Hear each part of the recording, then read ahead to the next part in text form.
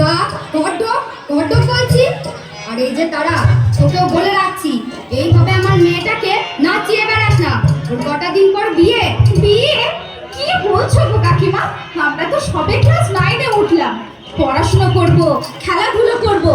জানো কাকিমা, আমরা দুই বন্ধু ঠিক করে নিয়েছি, এই উমা হবে শিক্ষিকা আর আমি হব ডাক্তার। বুঝি তো, সব বুঝতে পারি। তোমার তোর স্কুলে সন্ধি মাস্টার, আমার মেয়ের মাস্টার কথা খেয়েছিস। খবরদার খবরদার মিশবি না আমার সঙ্গে। বাপরে বাপরে, মেয়েটার বিয়ে দিতে পারলে বা শান্তি।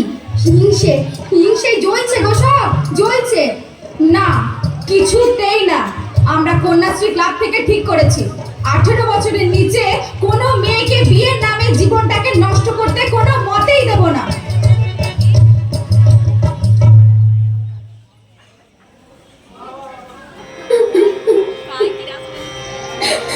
উমা, উমা, কাঁদলে হবে না।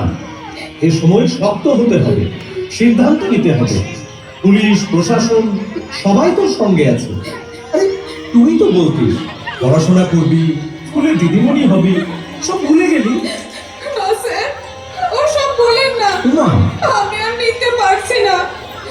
বাবা মা যখন সব ঠিক করেই ফেলেছে, তখন যা হবার হোক। না উমা, আমার কপালে যা থাকে স্যার। কপালের দোহাই দিয়ে লাভ নেই।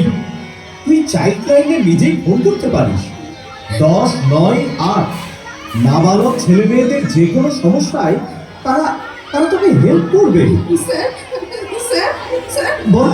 আপনি আপনি আমার মাথায় হাত দিয়ে বলুন, কি? আপনি কাউকে কিছু জানাবেন না, সে কি? কিছুই করবেন না আপনি।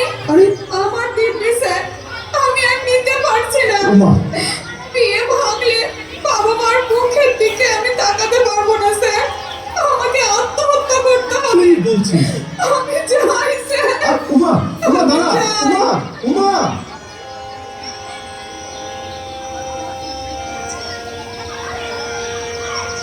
কিছুদিনের মধ্যেই বুঝতে পারলো উমা, 7-5 না ভেবে বাড়ির লোকের চটজলদি বিয়ে দেওয়ার কি ভয়ঙ্কর পরিণাম হতে পারে।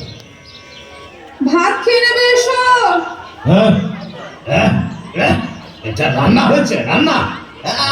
প্রতিদিন প্রতিদিন শুধু ডাল আর ভাত, ভাত আর ডাল।